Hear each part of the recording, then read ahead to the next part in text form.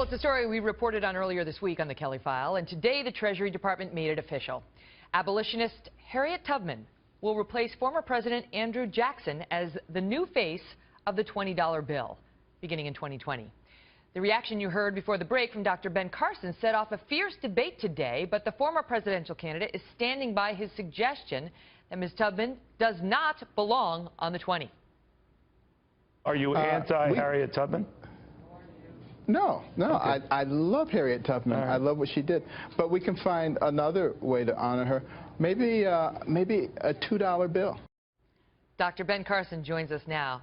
The two is like the leave. Nobody, the two. What?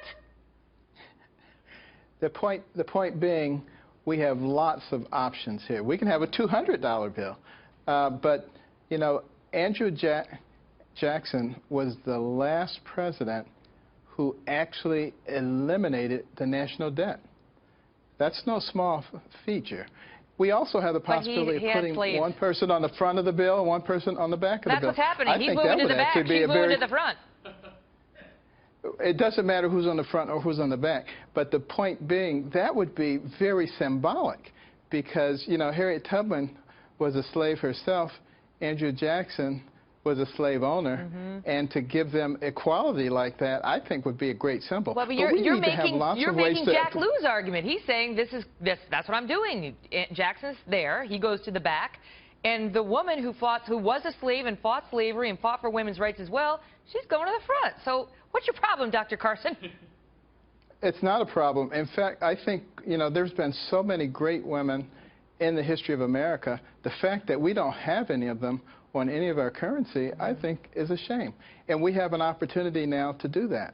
So that really was the point that I'm making. I don't think we necessarily have to kick somebody else out of the way. Especially when he's not even alive to fight for his own rights. We have plenty of opportunities to honor those who have done great things. Feels kind of mean, but you know, Greta was suggesting earlier we should create a new bill. Why don't we have a $25 bill? Everybody wins. What do you think of that? That's a good possibility, too. We have lots of possibilities, all kinds of things that we can do.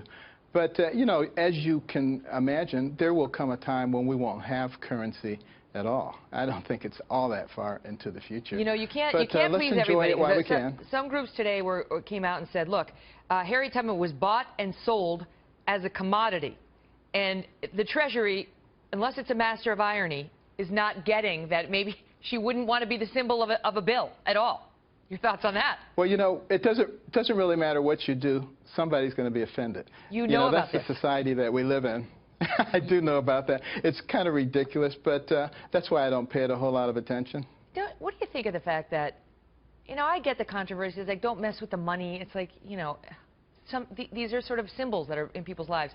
But what do you make of the fact that we're about to celebrate the 100-year anniversary in a few years of women's suffrage, and there is no woman anywhere on this list. Like they couldn't find a woman who did something worthy of going anywhere on the currency. Susan B. Anthony. And all she got was that crappy coin that nobody wants to use that.